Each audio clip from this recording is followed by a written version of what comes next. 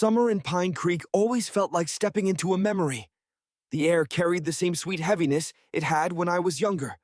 Pine sap, cut grass, and the lingering scent of charcoal from someone's weekend barbecue. I'd been away at university for 3 years now, only returning for brief holidays and the occasional weekend. This summer was different. 3 uninterrupted months stretched before me like an unexplored country. Ryan's staying in the guest room. Dad had mentioned casually over the phone a week before I arrived. Just for a couple months while he works on the Hendersons' property. You remember him, right? I remembered. Ryan Calloway had been my father's friend since before I was born. A quiet fixture at occasional family gatherings, Christmas dinners, summer cookouts, fishing trips. He was always there, and yet somehow never fully present. A man of few words, with eyes that seemed to take in everything while revealing nothing. As a child, I found him intimidating. As a teenager, I barely noticed him. Now, at 23, driving up our gravel driveway after a 6-hour journey from the city, those memories felt distant and unimportant. Until I saw him, he was on the porch, leaning against the railing, a bottle of beer dangling from his fingertips. His frame was silhouetted against the setting sun, his features cast in shadow. But I could feel his eyes on me as I climbed out of my car, stretching my cramped limbs. "Noah!" he called, his voice lower than I remembered, rougher around the edges. "Need help with those bags?" Something strange happened then. A small electric current that traveled from the base of my spine to the nape of my neck. I shook it off, attributing it to the long drive. "I'm good, thanks," I replied, slinging my duffel over my shoulder. As I approached the porch steps, he straightened up and the dying sunlight caught his features. Ryan had aged well in the 5 years since I'd really looked at him. The creases around his eyes were deeper, and silver threaded through his dark hair at the temples, but time had only sharpened his features, made them more defined. His eyes, blue-gray like a winter sky, met mine briefly before he looked away. "Your dad's inside," he said, stepping aside to let me pass. "Making dinner." I caught his scent as I moved past him, cedar and something earthy, mixed with the faint tang of sweat from a day's work. Our shoulders brushed accidentally in the narrow doorway. A whisper of contact, inconsequential. Yet I found myself acutely aware of the heat radiating from his body, so close to mine. "Good to see you again," I said, surprising myself with the sincerity in my voice. Ryan nodded, his lips curving into the ghost of a smile. "You too, kid." But his eyes lingered on my face a beat too long, and something unreadable flickered across his expression before he looked away. That first evening passed in the comfortable rhythm of homecoming. Dad and I caught up over beers and burgers while Ryan mostly listened, occasionally offering a comment or a question. He seemed different than I remembered, more present somehow, more attentive. Or maybe I was just noticing him differently. Later, after Dad had gone to bed, I found myself alone with Ryan on the back deck. The night was warm, crickets singing in the darkness beyond the porch light's yellow glow. We sat in silence, nursing our beers, the space between us charged with something I couldn't name. "How's university?" he asked finally, his voice cutting through the night. "Good, 1 more year," I replied. "Then the real world, I guess." Ryan chuckled, a low rumble that I felt more than heard. "The real world isn't all it's cracked up to be." "No." He turned to look at me, his face half illuminated by the porch light. "It has its moments." Our eyes held for several seconds, long enough that I became aware of my heartbeat, of the cool glass bottle sweating against my palm, of the weight of his gaze. Then he looked away, taking a long pull from his beer. "You've grown up," he said quietly, almost to himself. I didn't know how to respond to that, so I said nothing. The first week fell into an easy pattern. Dad left early for work at the hardware store he managed in town. Ryan headed out soon after to the construction site. I spent my days reading, swimming at the lake, reconnecting with old friends who were also home for the summer. Normal, uncomplicated days. But the evenings were different. That's when awareness crept in.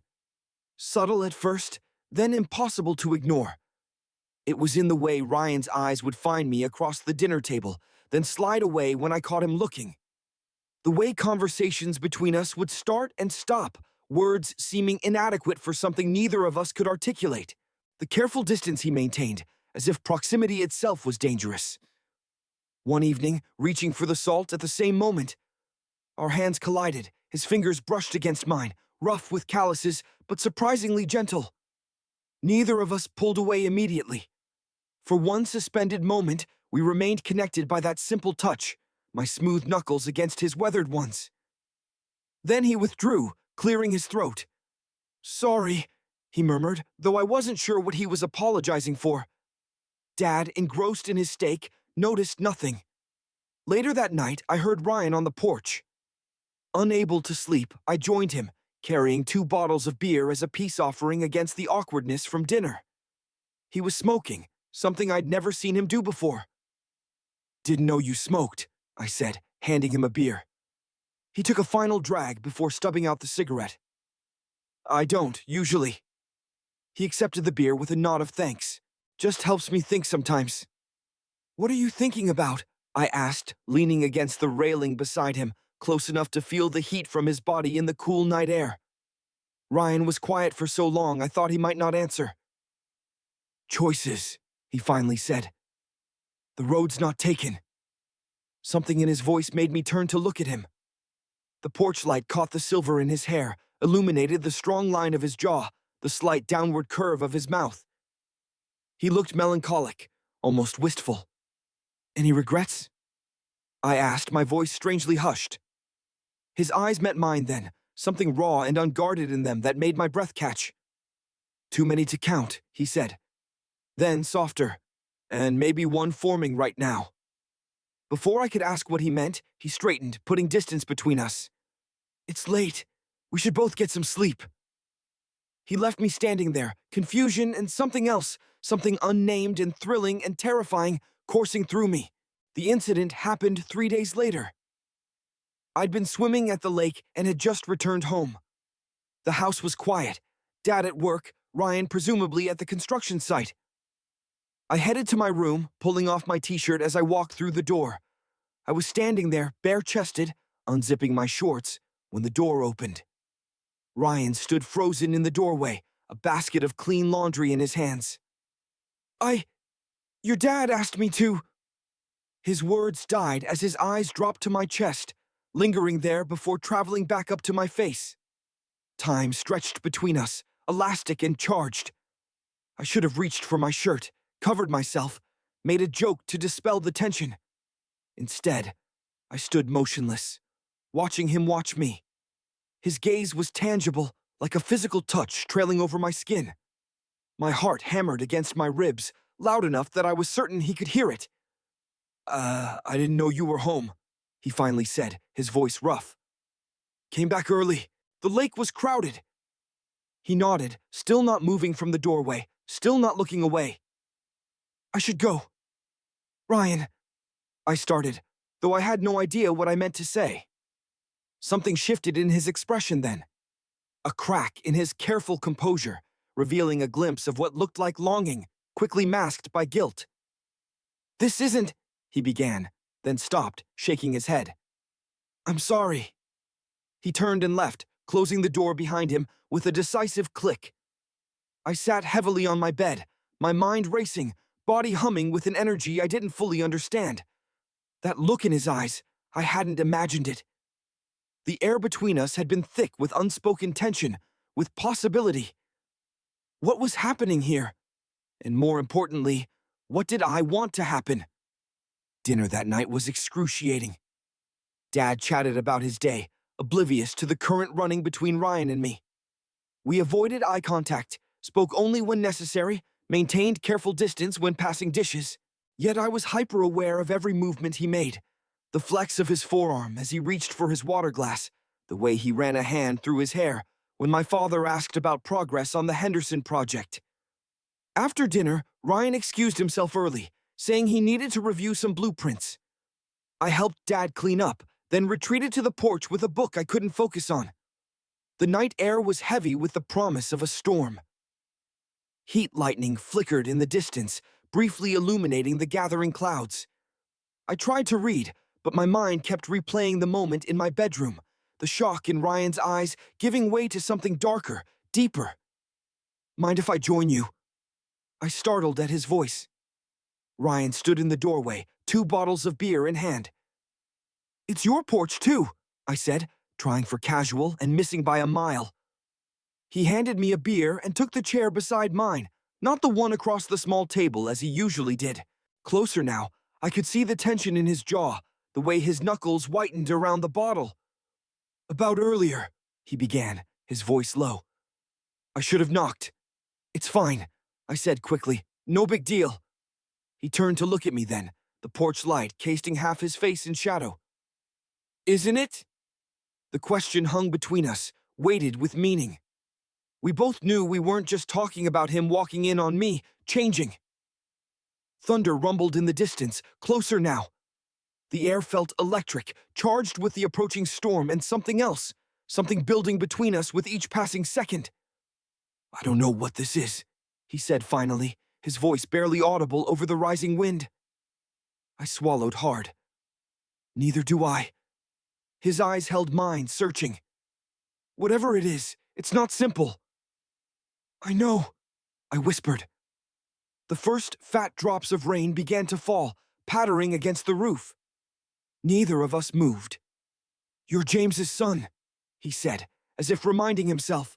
"I'm 23, I countered. "I make my own choices." Lightning flashed, throwing his face into stark relief. I saw conflict there, desire warring with restraint. "Do you ever feel something?" he began, then paused, seeming to search for words. "Something strange when you look at someone? Something you know you shouldn't feel but can't help?" My heart pounded so hard, I thought it might break through my ribs. "Yes," I admitted. "Recently, I have." The storm broke overhead then, rain coming down in sheets. A brilliant flash of lightning was followed immediately by a deafening crack of thunder. The porch light flickered once, twice, then went out, plunging us into darkness. "We should go inside," Ryan said, but neither of us moved. My eyes adjusted slowly. I could make out his silhouette, closer now, though I hadn't seen him move. Our knees were nearly touching. I felt his breath, warm against my face in the rain-cooled air. "Noah," he whispered, my name sounding like both a prayer and a question on his lips. The power went out then, the house behind us falling into darkness. Through the window, I saw the flicker of movement as Dad lit candles in the living room. "We need candles out here," Ryan said, standing abruptly. He disappeared inside, returning moments later with a thick pillar candle. He set it on the small table between our chairs, the flame dancing in the gentle breeze that carried the scent of rain through the screened porch.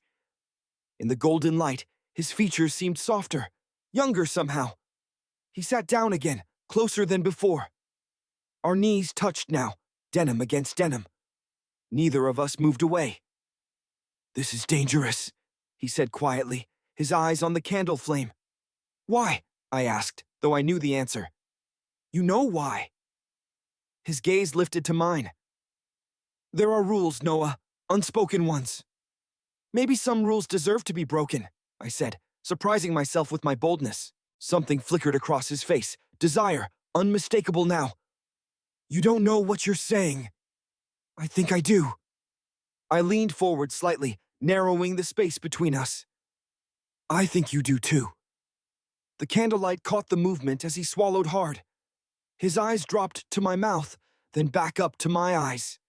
The air between us felt thick, charged with possibility. "I don't know what this is," he whispered, echoing his words from earlier. "But I don't want it to stop." My heart raced as he slowly, deliberately reached out. His hand trembled slightly as his fingertips brushed my jaw, feather light, questioning. His touch sent electricity coursing through me, awakening nerve endings I hadn't known existed. In the dim golden candlelight, his eyes searched mine, asking a question he couldn't voice. Then, barely audible above the rain, "Show me." My breath caught. The storm raged outside, but in that moment, all I could see was him. All I could feel was the gentle pressure of his fingers against my skin, the impossible heat building between us. And then, darkness. Show me. The words hung between us, fragile and weighted with meaning. I couldn't breathe, couldn't move. The storm raged outside, rain lashing against the windows, but all I could hear was the thunder of my own heartbeat. Ryan's fingers remained on my jaw, trembling slightly. In the flickering candlelight, I saw vulnerability in his eyes. A question, a plea. I leaned into his touch, just barely. His breath caught. "Noah," he whispered, my name like a prayer on his lips. I don't know what I'm asking for. I covered his hand with mine, turning my face slightly to press my palm against his.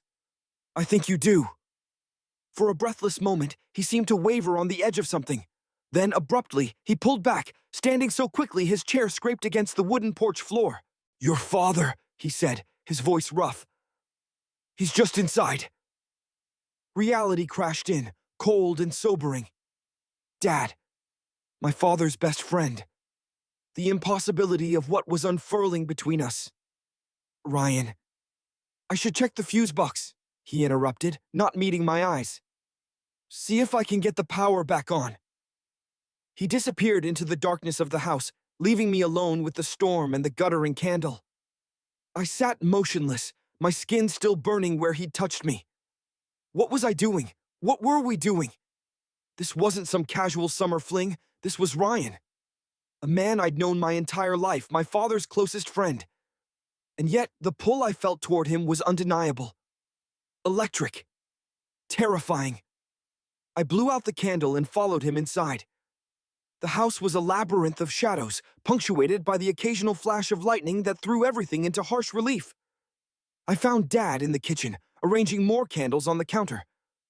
"Power's out all over town," he said, looking up as I entered. "Ryan's checking the generator." I nodded, hoping the dim light hid the flush I could feel creeping up my neck.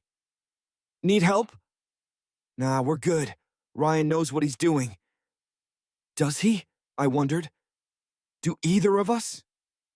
An hour later, with the power still out and the storm showing no signs of abating, we all retreated to our respective rooms. I lay in bed, listening to the rain hammer against the roof, replaying the moment on the porch over and over in my mind. Sleep remained elusive. I tossed and turned, my thoughts a chaotic swirl of desire and doubt. Around 2 a.m, I gave up. Pulling on a t-shirt, I padded down the hall toward the kitchen for water. A sliver of light showed beneath the guest room door. I froze, staring at that thin line of golden light like it was a lifeline, or a warning. Before I could decide whether to knock or walk away, the door opened. Ryan stood there, still fully dressed, looking as sleepless as I felt. "Couldn't sleep either?" I shook my head. He hesitated, then stepped back. "Come in." The guest room was Spartan. Just a double bed, a nightstand, and a chair in the corner where Ryan had draped his clothes. A battery-powered lantern cast warm light across the space. Outside, the storm continued its relentless assault, rain drumming against the windows, wind howling through the trees. Ryan sat on the edge of the bed, leaving the chair for me. I ignored it, sitting beside him instead, close enough to feel the heat radiating from his body, but not quite touching. "This is crazy," he said softly. "I know. I'm 20 years older than you." 19, I corrected, "and I don't care." He exhaled a quiet laugh, running a hand through his hair. "You should." We sat in silence, the weight of unspoken words pressing down on us. Finally, he reached for the blanket folded at the foot of the bed and pulled it over our shoulders. The simple act of wrapping us both in the same covering felt strangely intimate. More intimate even than his touch on my face had been. "What is this?" I asked, my voice barely audible above the storm. Ryan stared straight ahead. "I don't have words for it." His arm pressed against mine beneath the blanket, warm through the thin cotton of my t-shirt. "I just know it feels like something true." Something true. The phrase resonated inside me, deep and profound. "I've never—" he began, then stopped. "Neither have I," I admitted. "Not with a man." He turned to look at me then, his eyes searching mine in the gentle lantern light. Are you sure this is what you want? Instead of answering, I slowly reached for his hand beneath the blanket. His fingers intertwined with mine, rough and calloused against my smoother skin. We sat like that for what felt like hours, barely breathing, barely moving, holding on to each other while the storm raged outside. Eventually, exhaustion overtook us. I don't remember lying down, but I woke at dawn to find myself curled against Ryan's side, his arm wrapped protectively around me. We were still fully clothed, still on top of the covers, but the intimacy of the moment, the rise and fall of his chest beneath my cheek, the warmth of his breath in my hair, made my heart ache with a sweetness I'd never experienced. Carefully, before Dad could wake and find me missing from my room, I extracted myself from Ryan's embrace. He stirred slightly, but didn't wake. I stood looking down at him for a long moment, the strong line of his jaw softened in sleep, the silver threading through his dark hair, the way his lashes fanned against his cheeks. A strange tenderness welled up inside me. This wasn't just attraction or curiosity. It was something deeper, more devastating. I slipped out of his room and back to mine, the memory of his warmth lingering on my skin. Morning brought sunshine and an almost unbearable tension. Dad had left early for work, leaving Ryan and me alone in the kitchen. We moved around each other carefully, hyper-aware of every accidental brush of fingers as we reached for coffee mugs, every stolen glance across the breakfast table. "Did you sleep?" Ryan asked, his voice deliberately casual as he poured coffee. "Some," I replied. "You?" "Best sleep I've had in years." His eyes met mine briefly, warm with something unspoken, before he looked away. I felt heat rise to my face. The storm kept me up. Was it the storm? He handed me a mug, our fingers brushing. Neither of us pulled away immediately. "No," I admitted. "It wasn't the storm." The air between us felt charged, electric with possibility. Ryan set his coffee down, taking a step toward me. I could see the conflict in his eyes, desire warring with restraint. "Zoa," he started, then stopped, seemingly at a loss for words. The shrill ring of his cell phone shattered the moment. He answered, turning away from me. "Work. Some problem at the site that needed his immediate attention." "I have to go," he said after hanging up. "We'll talk later?" I nodded, disappointment settling heavy in my chest as I watched him grab his keys and wallet. "Later," I echoed. The door closed behind him, leaving me alone with my jumbled thoughts and the lingering scent of his coffee. Ryan didn't return for dinner. Dad and I ate in near silence, my mind elsewhere, worry gnawing at me. Had he changed his mind? Regretted what had and hadn't happened between us? "Everything all right with you?" Dad asked as we cleared the dishes. "You seem distracted." "Just tired," I lied. "Didn't sleep well with the storm." Dad nodded, accepting the explanation. Ryan texted, said he'd be working late at the site. "Some issue with the foundation." Relief mingled with disappointment. At least he wasn't avoiding me completely. But as the evening stretched on with no sign of him, doubt crept in. Maybe I'd misread the entire situation. Maybe the intensity I'd felt had been one-sided. I went to bed early but couldn't sleep. The house creaked and settled around me. Familiar sounds from childhood that had once been comforting but now only underscored my loneliness. Just after midnight, I heard the front door open and close quietly. Footsteps on the stairs, pausing outside my door. Then, nothing. I held my breath, counting heartbeats. 1, 2, 3. A soft knock across the room in darkness, opening the door to find Ryan standing there, looking exhausted and uncertain. "Can I come in?" he asked quietly. I stepped back, letting him enter. He closed the door behind him, then just stood there, watching me in the moonlight streaming through my window. "I stayed away all day," he said finally.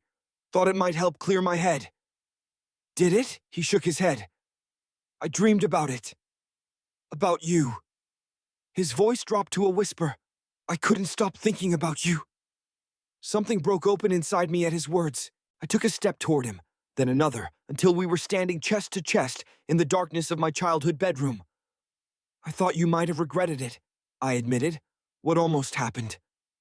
"I should," he said, But I don't. His hand came up to cup my face, his touch feather light. God help me, Noah. I don't regret a thing.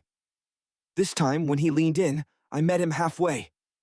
His lips were soft, hesitant at first, then growing bolder as I responded. His hands framed my face, thumbs brushing my cheekbones with a tenderness that made my chest ache. I gripped his shirt, pulling him closer, deepening the kiss. When we finally broke apart, we were both breathing hard. Ryan rested his forehead against mine, his eyes closed. "I've never done this," he whispered. "Never felt this way about a man." "Me neither. I don't know what happens now." I didn't either. All I knew was that I wanted him to keep holding me, to keep looking at me like I was something precious and terrifying all at once. "Stay," I whispered. "Just for a while." He did. We lay on my bed, fully clothed, facing each other in the darkness. His fingers traced my features, as if memorizing them by touch.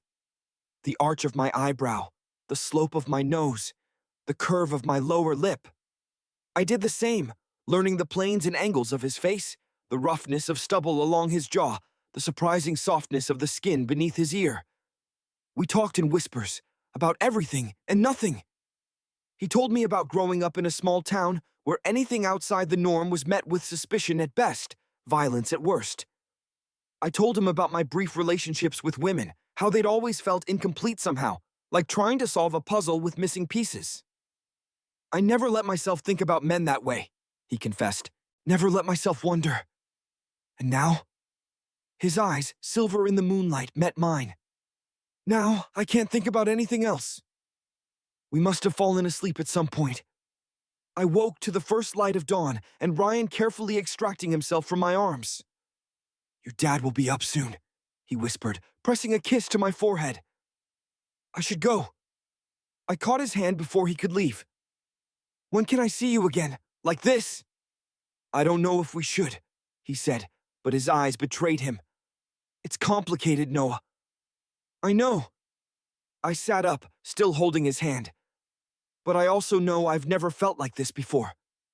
Something softened in his expression. "Tonight," he said finally, "after your dad goes to bed." He slipped out of my room like a shadow, leaving behind the lingering scent of his skin on my sheets. The days that followed took on a dreamlike quality. By day, we maintained a careful distance, friendly but not too friendly, careful not to touch, not to look too long when Dad was around.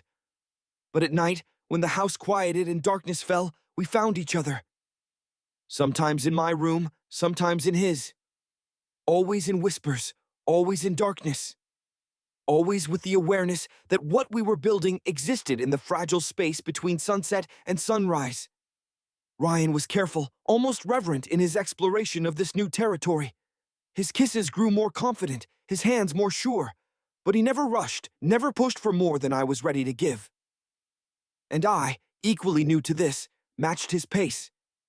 We learned each other slowly, what made the other sigh, what drew a sharp intake of breath, what caused fingers to tighten reflexively against skin. Small discoveries that felt monumental in the stillness of night. "What are we doing?" he asked once, his voice rough with emotion as we lay tangled together in his bed, the moonlight painting silver stripes across our entwined figures. "I don't know," I answered honestly. "Living, maybe. For the first time." He tightened his arms around me, burying his face in my hair.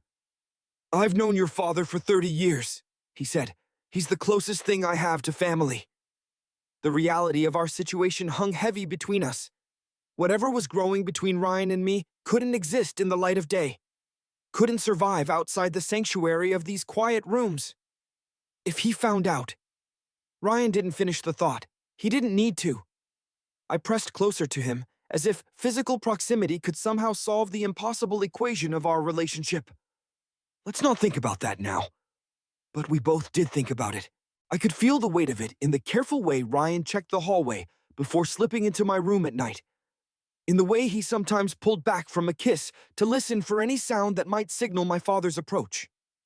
One night, about 2 weeks into our secret affair, Ryan came to my room looking troubled. "Your dad asked if I wanted to extend my stay," he said, sitting on the edge of my bed, hands clasped between his knees. The Henderson project is wrapping up, but there's another job starting nearby. And? My heart beat faster. What did you say? I told him I'd think about it. He ran a hand through his hair, a gesture I'd come to recognize as a sign of inner conflict. Noah, what are we doing here? Really? This can't go anywhere. Why not? I moved to kneel behind him, wrapping my arms around his shoulders, pressing my cheek against his. He leaned back into me, accepting the comfort even as he questioned it. You know why. Your father, my job, this town. He sighed. The whole damn world. I don't care about the world, I said fiercely.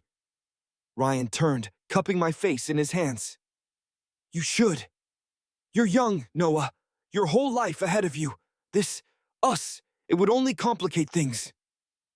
Maybe I want complicated. I covered his hands with mine. Maybe complicated is better than empty.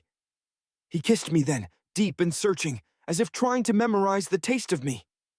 When he pulled back, his eyes were suspiciously bright. Stay, I whispered against his lips. Please stay. He didn't answer, but he didn't leave either.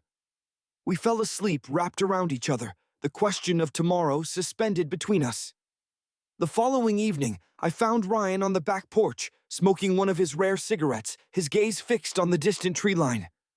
I told your dad I'd stay, he said without looking at me. At least through August. Joy bubbled up inside me, but something in his posture kept me from expressing it. You don't seem happy about it. He exhaled smoke, watching it dissipate in the evening air. I'm terrified, Noah. He finally turned to me. Terrified of what this is becoming. Of what I feel for you. My breath caught. And what is that? What do you feel? Before he could answer, we heard the front door open, followed by my father's voice calling out. Ryan straightened, putting distance between us. We'll talk later, he promised, stubbing out his cigarette. Later never came. Dad had brought home steaks and insisted on a cookout, the three of us eating on the back deck as the sun set. Ryan was quieter than usual, though Dad didn't seem to notice. After dinner, they retreated to the living room to watch a baseball game. I went to my room, trying to focus on a book, but really just waiting for everyone to go to bed so Ryan and I could carve out another small piece of privacy in this crowded house. Around 11, I heard Dad's door close. Shortly after, soft footsteps approached my room. The door opened without a knock, and Ryan slipped inside, locking it behind him. He crossed to me in 3 strides, gathering me in his arms with an urgency that took my breath away. His mouth found mine, hungry and desperate, as if he'd been starving for the taste of me all evening. I couldn't look at you across the table, he murmured against my lips. Couldn't trust myself not to give everything away. We stumbled to the bed, falling onto it in a tangle of limbs and half-whispered endearments. His hands were everywhere, in my hair, under my shirt, gripping my hips. Each touch igniting a new fire under my skin. I've never wanted anyone like this, he confessed, his voice breaking on the words. Never needed anyone the way I need you.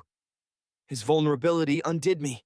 I pulled him closer, my hands framing his face as I kissed him deeply, trying to pour everything I couldn't say into the connection of our bodies. We were so absorbed in each other that we almost missed the sound of footsteps in the hallway.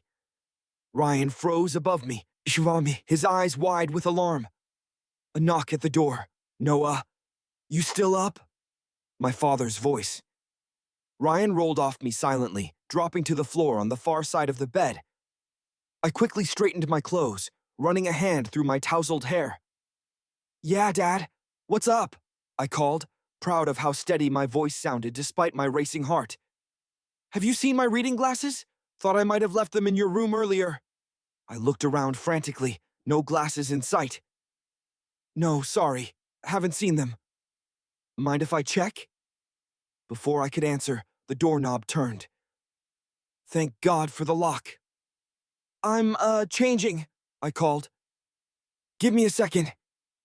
I motioned for Ryan to hide in the closet. He moved silently across the room, disappearing into the small space as I crossed to unlock the door. Dad poked his head in, surveying the room. Could have sworn I had them when I came in to borrow that book earlier.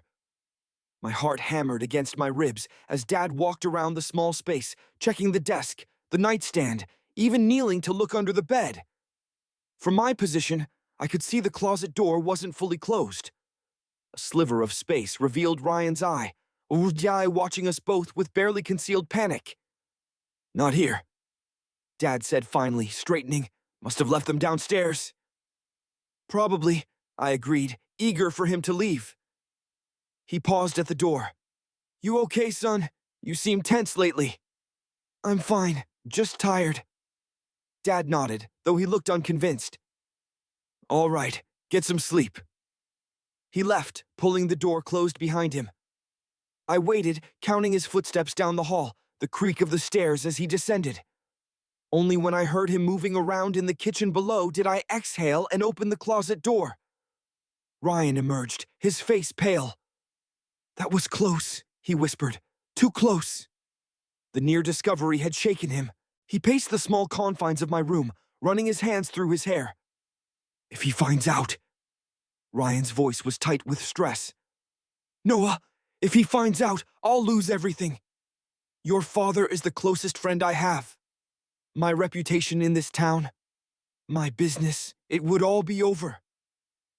The reality of our situation hit me with renewed force. This wasn't just about us and what we felt for each other. There were consequences, serious ones, if we were discovered. I crossed to him, taking his trembling hands in mine. Then we don't let him find out. Ryan looked at me, conflict clear in his eyes. Is that really how you want to live? In secret? Hiding? If it means being with you, I said, then yes. He closed his eyes, pressing his forehead against mine. We stood like that for a long moment, breathing each other in, holding on to this fragile thing we'd created between us. I should go, he finally whispered, before he comes back upstairs. I nodded, though everything in me wanted to ask him to stay. At the door, he turned back. Noah. He seemed to struggle with what to say. This is impossible. I know, I replied. Do you care? A sad smile touched his lips. Not enough to stop. After he left, I lay in bed staring at the ceiling, the phantom warmth of his body still imprinted on my skin. Whatever was happening between us was dangerous, complicated, potentially destructive. And yet, I couldn't bring myself to want it to end. For the first time in my life, I felt fully awake, fully alive. Even with all the secrecy, all the fear of discovery, I had never been more certain of anything than I was of my feelings for Ryan. Whatever came next, whatever price we might eventually have to pay, I knew one thing for sure. There was no going back, not for either of us.